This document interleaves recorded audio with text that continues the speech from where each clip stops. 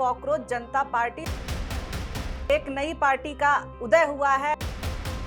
क्यों बनाया है? देश का युवा जो है एक पैरेलल बातचीत चाह रहा है जहां पर वो बातचीत कर सके। अलग अलग विचारधाराओं की कई पार्टियां हैं हमारे पास और वो सीरियस पार्टीज है। कौन सी serious party? Bharatiya Janata party Bharat की जनता की पार्टी। भारत की जनता के लिए कितना कुछ कर दिया गया है, थोड़ा सा बताएं ना बोलो। और मुझे तो ये हद लेवल की सीरियस पार्टी लगती है। मेलोडी इतनी चॉकलेटी क्यों है? मेलोडी इतनी चॉकलेटी क्यों है? तुरंत देखे खबर आई थी वहां से। तो कितनी शर्मनाक बात है।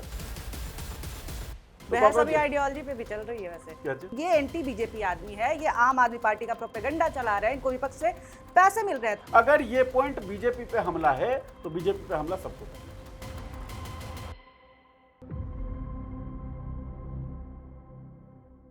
नमस्कार दोस्तों, देश में एक नई पार्टी का उदय हुआ है। नाम है कॉकरोच जनता पार्टी और इस समय ये सबसे तेजी से बढ़ने वाली पार्टी बन गई है। इंस्टाग्राम पे ये दूसरी सबसे ज्यादा फॉलो होने वाली पार्टी बन गई है। पहले नंबर पे है कांग्रेस। कांग्रेस के हैं फॉलोअर्स 13.3 मिलियन। कॉकरोच जनता पार्टी के हैं 12.2 मिलियन और भारतीय जनता पार्टी के हैं 8.7 मिलियन। हालांकि जब खोलो जब चेक करो लाख 2 लाख बढ़ जा रहे हैं, हर दिन 1 मिलियन तो इनका बढ़ ही जा रहा है। तो कल परसों तक तो ये देश की मोस्ट फॉलोड इंस्टाग्राम पे पार्टी बन जाएगी। अब ये कॉकरोच जनता पार्टी है क्या? देश के युवाओं ने मिलकर के बनाया है। क्यों बनाया है? तो ये आपको याद होगा जब जस्टिस सूर्यकांत ने कहा था, हमारे चीफ जस्टिस ने, कि यूथ को कि वो तो कॉकरोच जैसे हैं, मीडिया में चले जाते हैं, आरटीआई एक्टिविस्ट बन जाते हैं और कॉकरोच की तरह अंदर से सिस्टम पे हमला करते हैं। इस वजह से ये पार्टी बनी। अब ये पार्टी बनी है तो सवाल भी उठ रहे हैं, उन सवालों पे हम बाद में जाएंगे, पर उससे पहले सर मुझे ये जानना है कि अलग अलग विचारधाराओं की कई पार्टियां हैं हमारे पास और वो सीरियस पार्टीज हैं, रजिस्टर्ड पार्टीज हैं। उन पार्टी के होते हुए किसी भी ऐसे अगर कोई पार्टी लॉन्च कर देता है और वो पूरा डिजिटल ही है तो उस पर कोई ट्रस्ट क्यों करे? आपका भी तो कुछ मोटिव होगा, कुछ मिशन होगा, कुछ बताइए फिर। मत करिए जिनको नहीं करना है ट्रस्ट। जिन लोगों को ट्रस्ट करना है, जिस गति में ट्रस्ट करना है, वो ट्रस्ट दिख रहा है नंबर्स में जो आपने पढ़े भी हैं। हालांकि मैं बता दूं 12.2 मिलियन आपने बताया था।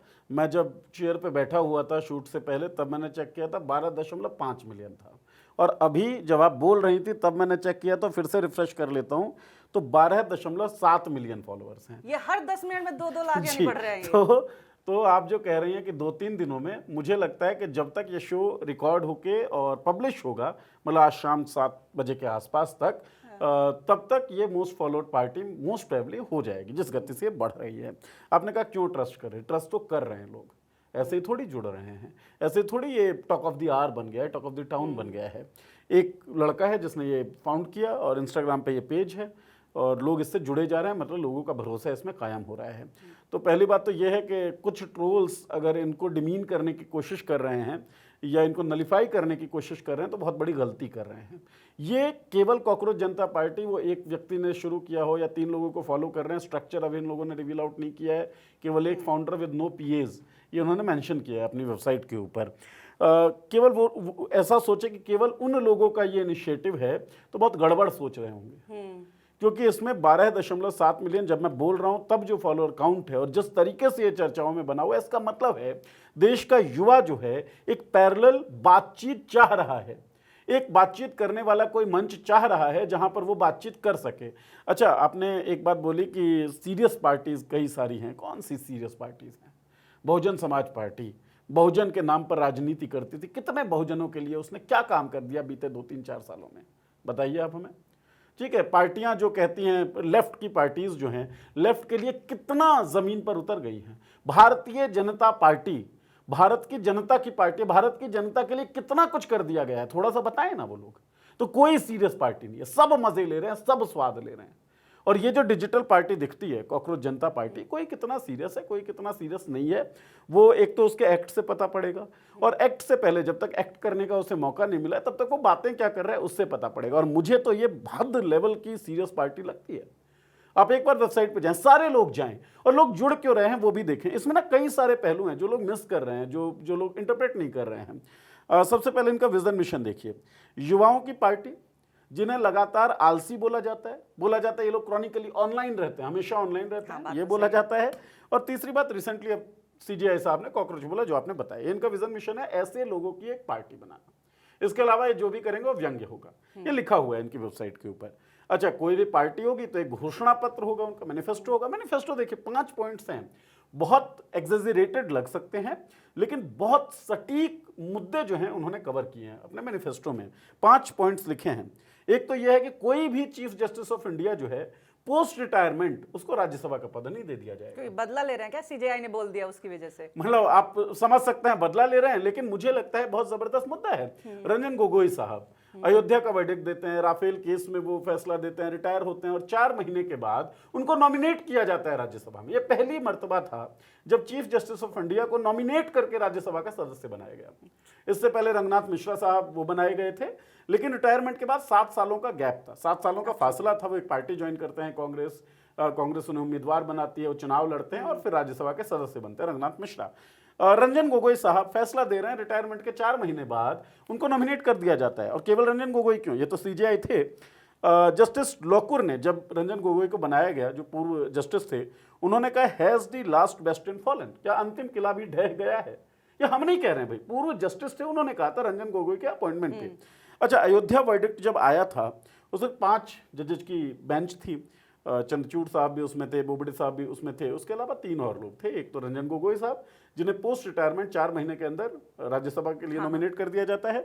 एक थे एस अब्दुल नजीर साहब, रिटायर होते हैं और 1 महीने के बाद इनको आंध्र प्रदेश का गवर्नर बनाया जाता है, राज्यपाल। चटकाम पटेना जी, अशोक, मतलब कह तो सकते हैं ना, मतलब कम से कम टाइमलाइन या क्रोनोलॉजी तो यही बता रही है। अशोक भूषण साहब जो हैं, ये भी उस बेंच में शामिल थे। रिटायर होते हैं, उसके 4 महीने के बाद इनको चेयरपर्सन बनाया जाता है, national company law appellate tribunal, जो एनक्लेट होता है, उसका चेयरपर्सन बना दिया जाता है। तो आपने फैसला दिया, फैसला ज्यादातर सरकार के पक्ष में दिखता है और सरकार जो फायदा आपको पहुंचा सकती है वो फायदा आपको पहुंचा है, तो सिचुएशनल एलिगेशंस आप पे लगती हैं। तो ये ना हो ना, एलिगेशन का स्कोप ही ना रहे, ये बहुत जरूरी है। सीजीआई कोई छोटा पद थोड़ी होता है, मतलब राज्यसभा का कोई सदस्य सीजीआई से बड़ा थोड़ी हो गया। Chief justice of India supreme court का होता है, supreme court is custodian of constitution, और कॉन्स्टिट्यूशन इस देश की आत्मा होती है। आप इस देश की आत्मा के कस्टोडियन है, इसके बाद आप राज्यसभा के मेंबर बनने के लिए कोई काम कर रहे हैं, आप एनक्लेट के चेयरपर्सन बनने के लिए कोई काम करेंगे? ये स्पेस ऑफ डाउट भी जो है वो खत्म हो जाना चाहिए। तो इसे बदला नहीं कहूंगा मैं, मतलब एक बिल्कुल सही प्रेसिडेंस है जो आजाद भारत में हमेशा चलता रहा, लगातार चलता रहा। कोई सीजीआई अपॉइंटमेंट नहीं दिखती है उस तरीके से राज्यसभा में, है ना। तो बदला नहीं है निवेदिता, ये एक बिल्कुल सेम फैसला मुझे दिखता है और ट्रिगर पॉइंट भी हो सकता है क्योंकि सीजीआई ने कहा।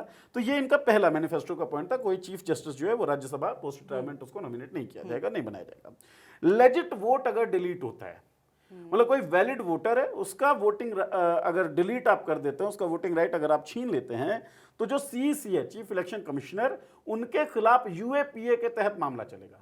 लेकिन सर इस पे एक चीज मैं वो कर, इतनी बड़ी जनसंख्या, दुनिया का मतलब सबसे ज्यादा पॉपुलेटेड लोग हैं हम लोग, इतना सारा हमारा पॉपुलेशन है और छोटे मोटे कामों में भी थोड़ी सी गड़बड़ियां हो जाती हैं। अब लाखों करोड़ों लोगों का बनाना है, हो सकता है कोई टेक्निकल गड़बड़ी से हो जाए तो तब भी क्या ये वही बात होगी? मैंने इसीलिए मैं शब्दों का ध्यान रखता हूँ इसीलिए मैंने कह दिया था एग्जेजरेटेड लग सकती है। हाँ। और ये कौन सा अभी पार्टी बन रही है, ये कौन सा अभी सरकार बना रहे हैं, जो भावना है वो भावना आप देखिए, जो इमोशंस है उस इमोशन को आप देखिए। मतलब क्या लेजिट, अच्छा ऐसा नहीं है ना कि लेजिट वोट पहले भी कटते रहे होंगे, जो क्लेरिकल एरर रहा होगा जिसको सुधार लिया जाता होगा बाद में। मतलब गड़बड़ियां हर काम में हो सकती हैं, हम लोग काम करते हैं उसमें भी गड़बड़ियां होती ही होती हैं और उन गड़बड़ियों को सुधार लिया जाता है। जैसे इलेक्शन कमीशन के दफ्तर से जो कागजात भेजे गए, उस कागजात पे बीजेपी की मुहर थी, भारतीय जनता पार्टी की। इलेक्शन कमीशन ने माफी मांगा, स्पष्टीकरण दिया कि भाई गलती से हो गया है, हो सकती है क्लरिकल एरर हो गया, हो सकती है क्लरिकल एरर हो गया, आप इसको सुधार कर लीजिए, कोई आपको फांसी नहीं चढ़ा रहा है। हाँ। तो ये सब चीजें तो होंगी, लेकिन जिस तरीके से वोट चोरी के आरोप इलेक्शन कमीशन के ऊपर लग रहे हैं, जिस तरीके से कहा जा रहा है कि इलेक्शन कमीशन बिल्कुल सरकार के साथ नत्थी होकर काम कर रहा है, भारतीय जनता पार्टी के हितों का ध्यान रख रहा है, पश्चिम बंगाल से लेकर बिहार तक जिस तरह की भूमिका इलेक्शन कमीशन की रही है, 10,000 रुपए जब बांटे गए, क्या इलेक्शन कमीशन को नहीं बोलना चाहिए था? जिस तरीके से सांप्रदायिक बयान दे देकर वोट वसूले जाते हैं, क्या इलेक्शन कमीशन को नहीं बोलना चाहिए था? हिमंता बिस्वा शर्मा सीधा कहता है, असम का जो कैंडिडेट भी था, मतलब सीएम फेस भी था, अब तो सीएम है, वो सीधे तौर पे कहता है मुसलमानों को परेशान करो और रवि किशन पश्चिम बंगाल में चुनाव प्रचार करते हुए जिस तरीके का सांप्रदायिक सनातन की रक्षा करनी है, तो या योगी आदित्यनाथ जाके जिस तरीके से सांप्रदायिक बयानबाजी करते, बल्कि पूरा इकोसिस्टम, उस पे इलेक्शन कमीशन कोई बात नहीं कहता। ये गड़बड़ नहीं है क्या? इसके खिलाफ क्यों ना बात किया जाए? और फिर वोट चोरी के आरोप आपके ऊपर लग रहे हैं। पश्चिम बंगाल में जो आपने किया इसे वोटर रिवीजन SIR के जरिए, उसमें 27 लाख वोटर तो ऐसे हैं ना जिनको आप कह रहे हैं कि हम निर्णय नहीं कर पा रहे हैं ये योग्य वोटर हैं या अयोग्य वोटर हैं। सुप्रीम कोर्ट इनको कह देता है कि भाई अगली बार डाल लेना अगर तुम सही साबित हो जाते हो। वोटिंग राइट ही तो वो राइट है जो हमको इस देश का, इस लोकतंत्र का मालिक बनाता है। वोटिंग राइट ही तो वह अधिकार है जिसके तहत नागरिक इस देश को अपना मान भी सकते हैं और उनको यह एहसास रहता है कि वो इस देश को संचालित करने वाले लोगों को चुने।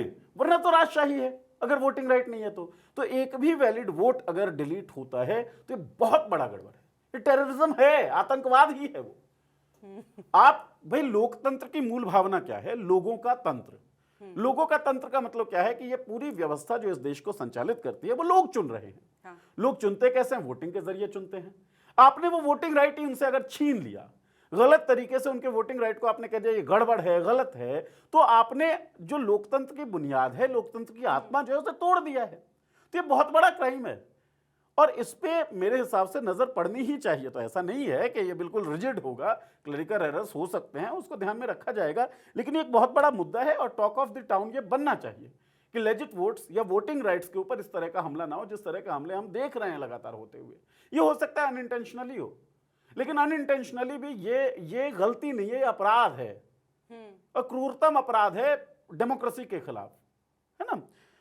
तीसरा, ये कह रहे हैं वुमेन रिजर्वेशन की बात करती है कॉकरोच जनता पार्टी, कहती है हम 50% प्रतिनिधित्व देंगे, 33 नहीं देंगे भाई, 50 देंगे हम, और ऐसा नहीं कि सीट बढ़ जाएगी तब देंगे, अभी क्या अभी दे देंगे। मैं जब पढ़ता था तो हमारे एक प्रोफेसर साहब थे, वो कहते थे कि जब तक भाई पूरी टीम खेलेगी नहीं तो पूरी टीम जीतेगी कैसे। पूरी टीम का मतलब है देश केवल मर्दों का नहीं है, देश केवल औरतों का नहीं है, देश केवल ट्रांसजेंडर्स का नहीं है, सब लोग हैं ना।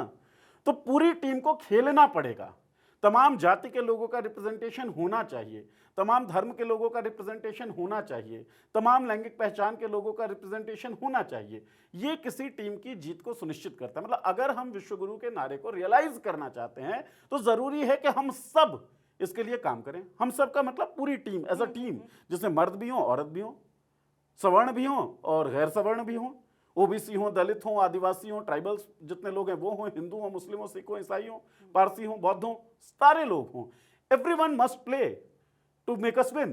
तो ये सिंपल सी बात है। ये बात ये कह रहे हैं कि भाई वुमेन रिजर्वेशन का और महिलाओं का प्रतिनिधित्व कितना है हम सब देखते हैं, जानते हैं। केवल एक पार्टी नहीं, सारी पार्टियां इस मामले में गुनहगार हैं। बीजेपी थोड़ी ज्यादा, थोड़ा कम रिप्रेजेंटेशन वो दे रही है, बातें ज्यादा कर रही है।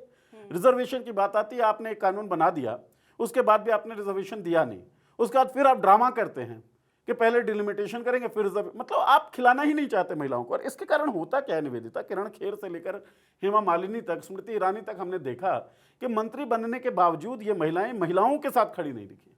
सही बात है। बलात्कार की घटनाएं होती हैं, ये महिलाओं को स्कूल करने लगते हैं कि तुमने कपड़े छोटे पहने थे, तुम रात को बाहर क्यों निकली, तुम ऑटो में क्यों बैठी। ये क्यों हो रहा है? क्योंकि पार्टिसिपेशन नहीं है। अगर महिलाएं वहां पर हों तो ये बोलने की हिम्मत होगी नहीं उन लोगों की। सो पार्टिसिपेशन जरूरी चीज है। यति नरसिंहानंद जैसा जाहिल नफरती आदमी जो है सीधे तौर पे कह देता है कि बिस्तर पे ना जाए तो महिलाएं नेता नहीं बन सकती।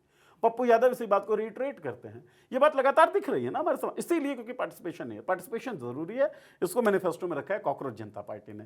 तो we stand with cockroach Janata party इस मामले में तो ठीक है। फिर कहते हैं media houses owned by Ambani Adani, इनका लाइसेंस जो है वो निरस्त किया जाएगा, कैंसिल किया जाएगा, और जो गोदी एंकर्स हैं उनके बैंक डिटेल्स की जांच पड़ताल की जाएगी। अब एक्सेजरेशन हर पॉइंट में आपको दिख सकता है। मीडिया के अवमूल्य, आप मीडिया के स्टूडेंट रही हैं, आपने तो रेगुलर स्टडी की है, मैं तो डिस्टेंस वाला हूँ, मैं तो डिस्टेंस वाला हूँ, ठीक है, मैं तो डिस्टेंस वाला हूँ। तो जब मीडिया के अवमूल्यन की हम बात करते हैं, 2014 के बाद की स्थिति बिल्कुल अलग है, डिफरेंट है। लेकिन मीडिया ऐसा नहीं है कि 2014 के बाद ही उसका अवमूल्यन शुरू हुआ हो। हम जब पढ़ते हैं या हम जब अपने बड़ों से बात करते हैं कि मीडिया में गिरावट क्यों और कैसे आई, तो सबसे बड़ा पॉइंट जो कहा जाता है वो ये कि मीडिया का काम, मतलब मीडिया का मतलब पत्रकारों का जत्था है ना, जो खबरें करेंगे, रिपोर्ट्स करेंगे, जमीन पर जाएंगे, साक्षात्कार करेंगे, ऐसे सवाल पूछेंगे जिन सवालों का असर होगा। मीडिया का मालिक कौन होना चाहिए? मालिक जो चलाता है वो पत्रकार ही हो सकता है ना, संपादक होगा। और संपादक जब मीडिया को कंट्रोल करते थे तो संपादक की बेसिक जो भूख होती थी वो खबरों की होती थी। मुझे खबर चाहिए, ठीक है। पहले जब खबरें आती थी तो बाइलाइंस उन्हीं लोगों को मिलती थी जो कोई सवाल पूछते थे सिस्टम से, सरकार से, व्यवस्थाओं से, कि भाई यहाँ पे गड़बड़ी क्यों है, यहाँ पे दिक्कत क्यों है। ये क्यों होता था? क्योंकि जो मालिकाना हक था वो संपादकों के पास है और संपादक तय करते थे कि हमारा अखबार कैसा चलेगा। तो एक सिंपल सा कंपटीशन होता, मतलब अगर केवल एथलीट्स होंगे, केवल स्पोर्ट्स पर्सन किसी चीज को चला रहे होंगे तो वो चीज जो है बहुत आपको फिट दिखेगी, क्योंकि बेसिक क्रेविंग है फिट होना स्पोर्ट्स पर्सन के लिए, है ना। संपादक चलाएंगे तो खबरें आपको दिखेंगी, मर नहीं सकती हैं। लेकिन जब मीडिया हाउसेस कॉर्पोरेट्स के कंट्रोल में आ गई तो जो एक आत्मा खबरों की रहती थी वो आत्मा मुनाफे की बन गई। खबरें पत्रकार को चाहिए और मुनाफा चाहिए बिजनेसमैन को। तो जब मुनाफे के लिए मीडिया का कर्म किया जाएगा तो मीडिया उसी तरीके से बिहेव करेगा जैसा बिहेव करता हुआ आज हमें दिखता है। जब वो सवाल ये नहीं पूछेगा कि हेली लिंच ने जो सवाल उठाया है वो सवाल जायज़ है, मोदी जी को जवाब देना चाहिए, तब वो ये नहीं बताएगा कि एमईए के जो सेक्रेटरी साहब प्रेस कॉन्फ्रेंस करते हुए बात कर रहे हो इररिलेवेंट बातें हैं, उनको सीधे टू द पॉइंट बात करना होगा। तब ये नहीं बताएगा कि कोरोना भाई मुसलमानों के कारण नहीं फैला है। कल लेकिन एक शो गया है प्रधानमंत्री की विदेश यात्रा पे ही है वो, कि मेलोडी इतनी चॉकलेटी क्यों है, और वो सबसे तेज चैनल पे गया है। सर क्या कह रहे हैं आप? तुरंत देखे खबर आई थी वहां से। मुझे मतलब चलिए जिस भी चैनल पे गया होगा सबसे तेज आप लोग तय कर लें भाई, होना चाहिए खबर या नहीं होना चाहिए। मेलोडी ने पैसे दिए होंगे भाई, प्रचार हो गया इतना सारा, मतलब कितनी शर्मनाक बात है। उस पर हम खैर छोड़ देते हैं अभी। नरेंद्र मोदी जी अपना मेलोडी खा रहे हैं, ठीक रहे, खुश रहे। आप लोग तेल बचाइए, तेल बचाइए, तेल कम खाइए। आप लोग सोचिए भी मत विदेश यात्रा के लिए फिलहाल। अच्छा, और मान लीजिए किसी से मिलना हो तो कार में मत जाइए, मेट्रो में जाइए, क्योंकि तेल बचाना है। बहरहाल वहाँ मेलोडी का रैपर जो है वो खुलता रहेगा। खैर, पांचवा जो इनका मैनिफेस्टो का पॉइंट है निवेदिता, वो है कि जो लोग डिफेक्ट करते हैं, एक पार्टी से दूसरी पार्टी में चले जाते हैं, उनको इलेक्शन लड़ने से रोक दिया जाएगा 20 सालों तक कम से कम। चड्ढा जी के साथ गलत हो रहा है, ये तो गलत समय पे ये पार्टी बन गई। और केवल चड्ढा जी के साथ क्यों? मतलब और इसमें भी लोगों को लगेगा नहीं तो ये तो बहुत अतिवाद है, लोगों की राय बदल सकती है। अरे राय बदली, विचारधारा कैसे बदल जाएगी एकदम से भाई? तुम चुनाव लड़े, तुम चुनाव ये कह के लड़े कि हम समाजवादी सोच के लोग हैं, मान लेते हैं एग्जाम्पल, फिर तुम चुनाव लड़ गए, समाजवादी सोच के जिन लोगों ने तुमको अपना नुमाइंदा बनाया, तुमने उनको ठगा और तुम एक पूंजीवादी सोच की पार्टी में शामिल हो गए, मान के चलते हैं, तो तुम तो पूरे उस भीड़ को ठग रहे हो ना। हाँ। मालिक तुम नहीं हो, मालिक वो भीड़ है जिसको तुम ठग रहे हो। तो तुम तो आरोपी हो, तुम आरोपी क्या, तुम तो अपराधी हो। हाँ। अपराधी को क्यों चुनाव लड़ने दिया जाए? मतलब कोई रिप्रेजेंटेटिव मालिक नहीं है, वो रिप्रेजेंटेटिव नुमाइंदा है। आपको वोट मिलता है तो वोट केवल इसलिए, मतलब वोट के पीछे कारण होते हैं, आपकी आइडियोलॉजी सबसे बड़ा कारण होनी चाहिए, और आप वो आइडियोलॉजी कपड़े की तरह उतार देते हैं। तो आपको क्यों हक रहे चुनाव लड़ने का? मुझे बिल्कुल वैलिड और बिल्कुल जायज पॉइंट लगता है। जेनजी नेता नीट पेपर लीक पे बोले ही नहीं, जिनको लगता था कि उन्हें बोलने नहीं दिया जा रहा है, बोलने दिया जाएगा, वो अब बोल ही नहीं रहे जब उनको बोलने दिया जा रहा है। जब 23 लाख बच्चों का भविष्य जो है अंधकार में चला गया, जो बच्चे मतलब नीट जैसे एग्जाम की तैयारी ऐसा नहीं है 1-2 साल के लिए होती है। बच्चे, मैंने पिछले शो में भी ये बात की थी, पिछले शो में शायद, कि जब बच्चा पैदा होने वाला होता है ना, हमारे घर परिवार में बाद इंजीनियर बनाएंगे, डॉक्टर बनाएंगे, ये बनाएंगे, वो बनाएंगे, 8वीं 9वीं में आता है तब तो तैयारी शुरू हो जाती है कि आईआईटी के लिए तैयारी करवानी है, कि मेडिकल के लिए तैयारी करवानी है, या सीए बनाना है, क्या बनवाना है। और उस तरीके से वो लोग लगातार मेहनत कर रहे होते हैं। 23 लाख बच्चे लगभग बैठे निवेदिता, और आप नीट का पेपर कैंसिल किए जा रहे हैं। और जो जनजी नेता हैं, जो जनहितैषी मुद्दे उठाते हैं, जिसके कारण उनको उनकी पार्टी स्पेस नहीं दे रही थी, इसलिए वो अपनी एक पार्टी को छोड़ के दूसरी पार्टी में शामिल हो गए, उनको ये जनहितैषी मुद्दा नहीं दिख रहा है। वो ऑपरेशन सिंदूर का 1 साल, वो सालगिरह मना रहे हैं, 1 साल हो चुका है। पाकिस्तान को अभी नस्तानाबूद करने पे लगे हुए हैं। तो जो लोग आइडियोलॉजी कपड़े की तरह बदल सकते हैं, दरअसल उन लोगों की कोई आइडियोलॉजी है ही नहीं, और जिन लोगों की आइडियोलॉजी नहीं है उनको चुनाव नहीं लड़ना चाहिए, खत्म बात है यहाँ पे। बहस अभी आइडियोलॉजी पे भी चल रही है वैसे, मंशा पे तो सवाल उठ रहे हैं। हाँ। इनके, ठीक है, जो भी फाउंडर हैं, और उठने भी चाहिए किसी की भी मंशा, क्योंकि आपके साथ लोग आ रहे हैं। तो अभिजीत दीप के नाम है, जो कि फाउंडर हैं, और वो बॉस्टन में रहते हैं, अमेरिका में रहते हैं। तो सबसे पहले ये हो रहा है कि अमेरिका में बैठ करके हमें बताएगा ये अमेरिका में बैठ करके यहाँ पे माहौल खराब करें। दूसरा ये कि उनके पुराने ट्वीट्स और उनकी जो पॉलिटिकल आप देखें तो वो विचारधारा मैच करती किससे, तो आम आदमी पार्टी और जो एंटी बीजेपी पार्टीज हैं इनकी फोटोज भी हैं, क्योंकि ये एक्स आप मेंबर भी रहे हैं। सबसे बड़ा क्रिटिसिज्म ये है कि ये एंटी एस्टैब्लिशमेंट नहीं है, ये एंटी गवर्नमेंट नहीं है, दे आर एंटी बीजेपी। और एक मैंने शो किया था जिसमें मैंने गोबर टर्म का यूज किया था, क्योंकि देखिए गोदी होना केवल टीवी सेक्टर का नहीं है, वो यूट्यूब पे भी होता है, तो गोदी प्लस यूट्यूबर गोबर। तो ऐसे ही जो गोबर्स हैं उन्होंने इनका एक ट्वीट जो है वो बहुत ज्यादा हाईलाइट किया है कि वेस्ट बंगाल में जब हिंसा हो रही थी वहां पे जब भाजपा आती है तो इन्होंने लिखा था कि भाई देखो ये जो है बीजेपी के आने के बाद वेस्ट बंगाल तालिबान जैसा हो गया है, और मणिपुर से कंपेयर करते हैं। तो इस चीज को लेकर के कि तालिबान से वेस्ट बंगाल को कंपेयर कर रहे हैं सिर्फ इसलिए क्योंकि बीजेपी आई है, तो ये एंटी बीजेपी आदमी है, ये आम आदमी पार्टी का प्रोपेगेंडा चला रहे हैं, इनको विपक्ष से पैसे मिल रहे हैं। तो ये जो अगर सवाल है और इसी पर हम क्यों फॉलो करें, तुम भी तो जस्ट अनदर प्रोपेगेंडा वाली पार्टी बन जाओगे अगर तुम्हारे पास यहाँ कहीं से भी फंड आ रहा है या कहीं भी इंक्लाइनिंग है तुम्हारी। तो ये भी तो बहुत वैलिड क्वेश्चन है ना। फिर बहुत वैलिड क्वेश्चन है, लेकिन मुझे लगता है कि इसकी वैलिडिटी बड़ी शून्य है। वो 28 दिनों की भी नहीं है जिसके लिए राघव चड्ढा लड़ रहे थे। पहली बात तो ये, मैंने मैनिफेस्टो इसीलिए पढ़ा है शुरुआत में, और अगर ये केवल बीजेपी के खिलाफ हैं, जैसे ये कहना कि चीफ जस्टिस को राज्यसभा की सीट नहीं देंगे, महिला आरक्षण 50% करेंगे, जो मीडिया हाउसेज हैं उसको इंडिपेंडेंट करेंगे कॉरपोरेट के दबाव से, और हम लेजिट वोट डिलीशन नहीं होने देंगे, मतलब वोटिंग राइट को अक्षुण्ण रखेंगे, हम डिफेक्शन करने वाले लोगों की जो चुनाव लड़ने की काबिलियत है उसको खत्म करेंगे। 5 पॉइंट ये कह रहे हैं। अगर ये पॉइंट बीजेपी पे हमला है तो बीजेपी पे हमला सबको करना चाहिए, क्योंकि ये पॉइंट कहीं से इनवैलिड नहीं दिखते हैं। दूसरी बात यह है, मतलब आरोप यह लग रहा है ना कि विपक्षी पार्टी से इन्वॉल्व या इंगेज्ड ये लोग हैं, और विपक्षी पार्टियां जो हैं ये काम कर रही हैं। एक तो यह है कि कॉकरोच जनता पार्टी एक डिजिटल इनिशिएटिव है, कोई चुनाव लड़ने वाली नहीं, और चुनाव लड़े भी तो भी क्या दिक्कत है। दूसरी बात, विपक्ष का क्या काम है? हम लोग खुद पॉलिटिक्स में कई बार ये डिस्कस कर चुके हैं कि विपक्ष को जिस एग्रेशन के साथ सड़कों पे आना चाहिए उस एग्रेशन के साथ सड़कों पे नहीं दिख रही है। सड़क पे ना आने के बहुत सारे कारण हैं। अब जैसे एक को डिप्टी लीडर बनाया आम आदमी पार्टी ने, मित्तल साहब, उनके ठिकानों पे रेड हो गई, वो मित्तल साहब खुद भी बीजेपी में शामिल हो गए। सड़क पे ना जाने के कई कारण हैं। डिजिटल जो जमीन है वो आपके लिए खुली हुई है।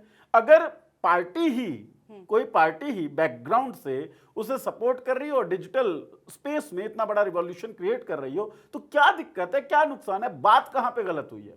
बात कहां पे ये हुई है कि हिंदू और मुसलमानों को हम बांटेंगे? बात कहां पे ये हुई है कि महिलाओं को हम गुलाम ही रखेंगे? बात कहां पे ये हुई है कि राजशाही यहां पर रहेगी, जनता की नहीं चलेगी? बात तो जनता के हितों की हो रही है, बात तो पार्टिसिपेशन को बढ़ाने की हो रही है, बात तो संवैधानिक व्यवस्थाओं को दुरुस्त करने की हो रही है, बात तो डेमोक्रेसी को मजबूत करने की हो रही है।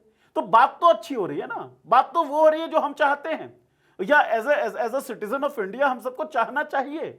ये सारी बातें वो बातें हैं। तो अगर जो इंडिया के पक्ष में बातें हैं वो बातें बीजेपी पे हमला हैं, तब तो हमला हम सबको करना चाहिए भाई।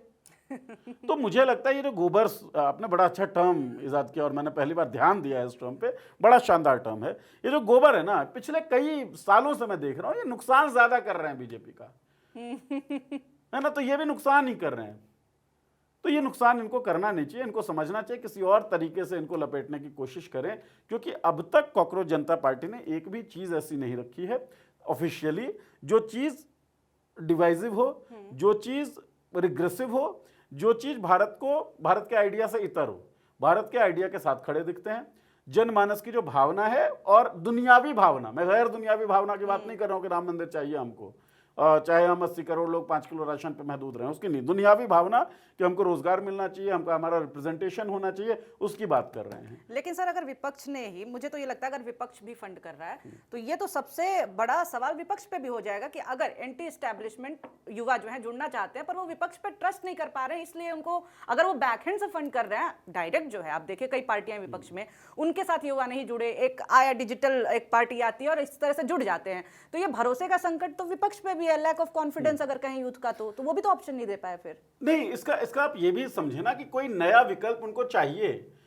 जैसे समाजवादी पार्टी हो, तेजस्वी वाली पार्टी हो, चाहे कांग्रेस हो, तमाम विपक्षी पार्टियां हैं, अपने अपने बैकलॉग के साथ आती हैं, ठीक है, अपनी अपनी उनको लेकर अपनी अपनी एक मान्यता है। और क्या है, जब आप कोई चीज चल रही है, कोई गाड़ी चल रही है, तब आप उसको एक्सेलरेट करना चाहेंगे तो थोड़ा ज्यादा समय वो एक्सेलरेट होने में लगेगी। मतलब पिकअप कब ज्यादा महसूस होता है, जब शुरू करते हैं हम, क्योंकि गाड़ी रुकी हुई है और मोमेंटम एकदम से बढ़ेगा, मतलब कंजर्वेशन ऑफ लीनियर मोमेंटम जो होता है m/v, मैं इंजीनियरिंग का स्टूडेंट हूँ, देखो पढ़ा लिखा लड़का हूँ मैं ना, मैं तो मास social इनटू science वेलोसिटी, तो वो कब सबसे ज्यादा हमको महसूस होगा, जब हम जीरो से शुरू कर रहे होंगे। तो जीरो से शुरू किया गया एक मोमेंटम है। इंडिया अगेंस्ट करप्शन मूवमेंट कौन फंड कर रहा था? इंडिया अगेंस्ट करप्शन मूवमेंट के पीछे कौन से लोग थे? और इंडिया अगेंस्ट करप्शन मूवमेंट के साथ कौन नहीं खड़ा हुआ था? बहुत सारे लोग बहुत बड़ी तादाद में इंडिया अगेंस्ट करप्शन के साथ खड़े हुए। तो क्या भारतीय जनता पार्टी या आरएसएस जो पीछे बताई जाती, विवेकानंद फाउंडेशन पीछे बताई जा रही थी इंडिया अगेंस्ट करप्शन के, क्या उनमें यह काबिलियत नहीं थी कि वो करप्शन के खिलाफ लड़ लें? या तो वो स्वीकार करें। फिर भाई नए चेहरे और नया तरीका, नए ब्रांड्स आपको जरूरी होते हैं, ताकि आप जीरो से शुरू करेंगे, आपको ज्यादा महसूस होगा कि मोमेंटम ज्यादा बढ़ा है। तो इसके लिए एक प्रयास हो सकता है। तो लैक ऑफ कॉन्फिडेंस आप मतलब देखने का नजरिया भी होगा। लैक ऑफ कॉन्फिडेंस आप अपोजिशन में मानते हो, अपोजिशन में मान लीजिए। लैक ऑफ कॉन्फिडेंस आप पोजीशन की पार्टी में मानते हो, उसमें मान लीजिए। लैक ऑफ कॉन्फिडेंस राजनीति में है बेसिकली। पॉइंट ये है कि लैक ऑफ कॉन्फिडेंस है मुद्दों को लेकर। लैक ऑफ कॉन्फिडेंस ये है कि युवाओं को सुना नहीं जा रहा है। लैक ऑफ कॉन्फिडेंस ये है कि युवाओं को आलसी कह दिया जाता है, युवाओं को कह दिया जाता है तो दिन भर जो है ऑनलाइन बैठा रहता है, युवाओं को कॉकरोच तक कह दिया जाता है जो सवाल पूछते हैं। तो इस पूरी प्रक्रिया में लैक ऑफ कॉन्फिडेंस है। और कोई एक व्यक्ति, एक आधारशिला अगर ये कहती है कि हम ऐसे लोगों के लिए खड़े होंगे, हम ऐसे ही लोग हैं, तो उनके साथ लोग जुड़ जाएंगे। तो लैक ऑफ कॉन्फिडेंस है, ये महत्वपूर्ण है। किसमें है किसमें नहीं है वो छोड़ दीजिए, दूसरी बात। और जो सत्ता में होती है ना, कॉन्फिडेंस उसमें होना चाहिए और उससे ही दूर होता है अगर नहीं होता है तो। बीजेपी के पास मौका है ना फिलहाल इन सारे कॉन्फिडेंसेस को अपने साथ जोड़ के रखने के लिए, क्योंकि वो सत्ता में है, केंद्र की सत्ता में भी, 21 राज्यों में भी भारतीय जनता पार्टी सरकार में है। तो ये कॉन्फिडेंस बनाए रखे, वो उसकी जिम्मेदारी है, लेकिन वो जिम्मेदारी वो निभा नहीं पा रही है। तो लैक ऑफ कॉन्फिडेंस मुझे लगता है कि कॉकरोच जनता पार्टी के साथ लोगों का जो जुड़ाव है वो ये दिखाता है कि भारतीय जनता पार्टी से भरोसा उनका टूट रहा है। उनको अब ये इल्मात हो रहा है, एहसास हो रहा है कि ये लोग हमारी दुनियावी समस्याओं को दूर कर नहीं पाएंगे। ये जो चीजें होती है, जो रेज है, गुस्सा है, नाराजगी है, कोई भी मुद्दा बड़ा उठता है, लगता है कि सरकार कुछ नहीं कर रही है, या फिर यूथ में नाराजगी दिखती है, और ये बार बार होता है, और उसी समय ये बार बार सवाल उठता है, तो फिर उसका रिजल्ट क्यों नहीं दिख रहा है? अभी आप देखिए सोशल मीडिया के, इंस्टाग्राम की बात करें, जहाँ पे सबसे ज्यादा यूथ हमारा एक्टिव होता है, ट्विटर फेसबुक के मुकाबले, तो वहां पे कांग्रेस जो है वो सबसे ज्यादा फॉलोड पार्टी थी अभी तक, अब सीजेपी हो गई है। तो यूथ ऐसे तो दिख रहा है कि ये साथ में नहीं है, नाराजगी दुनिया भर की दिखती है, लेकिन जब जब इलेक्शन होते हैं, रिजल्ट से पता चलता है कि ये सारी चीजें केवल डिजिटली गुस्सा थी क्या, वो वोटों में तब्दील होते हुए दिखता ही नहीं, उस तरह का मूवमेंट दिखता ही नहीं जो धरातल पे दिखे। तो बहुत सारे इसके फैक्टर्स हैं। पॉलिटिकल कम्युनिकेशन या इलेक्टोरल कैंपेन्स जिन लोगों ने बड़े करीब से देखा होगा वो जानते होंगे कि ब्रांडिंग अलग चीज होती है, कन्वर्जन अलग चीज होता है। ब्रांडिंग होता है कि आप एक माहौल बनाएं, उसके बाद आपको कन्वर्ट भी करवाना होता है। कन्वर्ट करवाने से मेरा मतलब ये है कि मान लीजिए एक सिटिंग एमएलए है, सिटिंग एमपी है, उसके काम से उसके क्षेत्र के लोग नाराज हैं। 100 बूथ हैं, 100 बूथों में से 33 बूथ ऐसे हैं जहां पे नाराजगी है सिटिंग कैंडिडेट के खिलाफ। अब जो कैंडिडेट उसके खिलाफ खड़ा हो रहा है, उसकी जिम्मेदारी बनती है उन 33 बूथ के जो नाराज लोग हैं, उन नाराज लोगों को इकट्ठा करे, उनकी भावनाओं को जगह दे और इतना विश्वास उनके मन में इंपोज करे कि भाई मैं तुम्हारे लिए लड़ूंगा। उनको वो कन्वर्ट करा सकता है। वो स्विंग वोटर्स हैं, वो वोटर्स नहीं है, आप ये समझिए। और उसके बाद आपको कन्वर्जन की टेक्निक अपनानी पड़ती है। तो नाराजगी है लोगों के मन में, और क्यों नहीं होगी? बेरोजगारी तो बढ़ रही है ना, महंगाई तो बढ़ रही है ना, अभी फिलहाल एलपीजी का संकट तो है ना लोगों के मन में, पेट्रोल डीजल की कीमतें बढ़ रही हैं, स्कूल लगातार बंद हो रहे हैं। तो आम लोगों की दैनिक दिनचर्या की जो चीजें हैं उसमें रुकावट आ रही है, उसमें दिक्कत आ रही है, ये लोगों को दिख रहा है। तो नाराजगी है।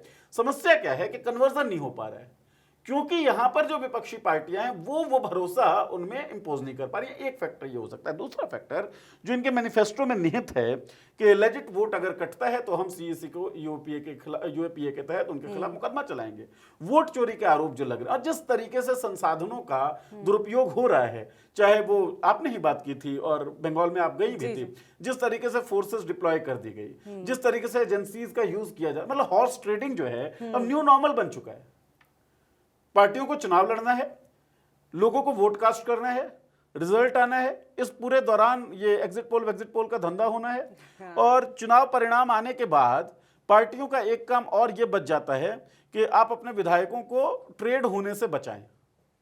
नॉर्मल हो गया ना अब ये। हाँ, फार्म हाउसेस में बंद करना पड़ता है। क्या क्या चीजें नॉर्मल हो रही हैं। परीक्षा देना है आपको, मतलब परीक्षा का इंतजार करना है, पहले वैकेंसी निकलने का इंतजार करना है, उसके बाद फॉर्म भरना है, उसके बाद परीक्षा की तारीख का इंतजार करना है, फिर तारीख बढ़ेगी, इस खबर का इंतजार करना है, फिर एक नियत तारीख पे एग्जाम आपका हो जाएगा। एग्जाम जब हो जाएगा तो आपको पेपर लीक हो चुका है, इस खबर का इंतजार करना है। उसके बाद कई महीने उस चीज को लगेंगे, री एग्जाम होगा या नहीं होगा वो सब कुछ चलेगा। फिर आपकी ज्वाइनिंग आ जाएगी। ज्वाइनिंग आ जाएगी तो ज्वाइन करने से पहले आपको फिर इस चीज का इंतजार करना है कि अदालत में कोई मामला अटकेगा, कोई ना कोई प्रोसेस में गड़बड़ी होगी, ज्वाइनिंग की तारीख हमारी बढ़ जाएगी। ये सब कुछ न्यू नॉर्मल हो गया है। तो इस नॉर्मेलसी को तोड़ना तो पड़ेगा ना। ये चुनाव की प्रक्रिया हो या पूरी सामाजिक प्रक्रिया जो है, इसमें ये सारी चीजें जो हैं वो नॉर्मल हो गई हैं। और इसी कारण से चुनाव जो है उस पर ही भरोसा नहीं रहा है, इलेक्शन कमिश्नर की भूमिका पे भरोसा नहीं रहा है, इलेक्शन कमीशन पे भरोसा नहीं रहा है। तो ट्रांसलेशन क्यों नहीं हो पाता है गुस्से का? एक कारण मैनेजमेंट या प्रबंधन में दिक्कत हो सकती है, मेहनत में दिक्कत हो सकती है, जो अदर पार्टियां जो चुनाव लड़ रही हैं। और दूसरा कारण कि प्रबंधन, जो पार्टी सत्ता में है, जो सिटिंग लोग हैं, उनका कुछ ज्यादा ही बढ़िया है। और उस प्रबंधन में सारी संवैधानिक एजेंसीज भी शायद शामिल कर ली जाती हैं और बाकी संसाधनों का भी पूरा उपयोग कर लिया जाता है। आप पैसे देख लीजिए ना, किसके पास कितना पैसा है, कौन सी पार्टी के पास कितना पैसा है, और पैसों की कितनी भूमिका है और क्या भूमिका है, ये आप और हम सब लोग समझते हैं। जो लोग देख रहे हैं हम लोग को, इनको भी पता है कि बिना पैसों के चुनाव नहीं लड़ा जाए। आप लाख कहते रहिए, प्रैक्टिसेस नहीं होती हैं। जहां जहां चुनाव होता है वहां निकाल लीजिए कैसे बड़ी बड़ी गाड़ियों में थोक के भाव में कैश रखा हुआ मिलता है, शराबें नहीं बांटी जाती क्या। तो ये दर्शकों को भी पता है, हमें भी पता है कि संसाधनों का कितना उपयोग होता है, इसलिए ट्रांसलेट होती हुई नहीं दिखती। तो आखिरी में, अब अंत में जाते हुए भी एक बात मैं कहना चाह रही हूँ, मुझे नहीं लगता है कि ये कुछ मूवमेंट बन पाएगा। पता है क्यों? आईडी सस्पेंड हो जाएगी कल इनके जैसे जितना बड़ा मूवमेंट वैसे ही आईडी सस्पेंड हो जाएगी। तो चलिए इसी के साथ जो है हम लोग एंडिंग करते हैं आज के शो का। और एक सॉरी आदत से बन गई है हर साइन ऑफ में मुझे टोक देने की। आईडी सस्पेंड हो ना हो वो तो एक बात है ही, मतलब हम लोग झेल रहे हैं, हो सकता है ये लोग भी झेलें। एक बड़ा खतरा और है कि जो मैनिफेस्टो इन्होंने दिया है ना, डिफेक्शन जो लोग कर रहे हैं उनको बार कर देंगे इलेक्शन लड़ने से। डिफेक्शन केवल पॉलिटिकल पार्टीज में या पॉलिटिशियंस नहीं कर रहे हैं, डिफेक्शन तो आइडियोलॉजी की बात करने वाले इन्फ्लुएंसर्स भी कर रहे हैं। तो भैया ये लोग डिफेक्ट ना कर जाएं, तो इनके ऊपर भी चेक रखना है। सही बात है क्योंकि ये लोग भी अभी फिलहाल यही कह रहे हैं कि चेक रखो, तो चेक इनके ऊपर भी रखो। सबको सवालों के दायरे में रखिए, सबके ऊपर चेक रखिए, देखते रहिए क्या कह रहा है, और जो कह रहा है वही कर रहा है या नहीं कर रहा है, वरना दिलीप मंडल होते हुए समय नहीं लगेगा। अंधा फॉलोअर किसी का नहीं बनना है। आप वोटर हैं, जनता है, जनता बने रहिए, किसी का कार्यकर्ता मत बनिए, तभी आपको भी अपना हक मिलेगा वोट के बदले। तो इसी के साथ जो है हम लोग अब विदा लेते हैं आज के शो से। और बहुत शुक्रिया आपका, आपने वीडियो अंत तक देखा है तो सपोर्ट करते रहिए, सब्सक्राइब करते रहिए और सुपर थैंक्स जो है वो भेजते रहिए। बहुत शुक्रिया, बहुत धन्यवाद।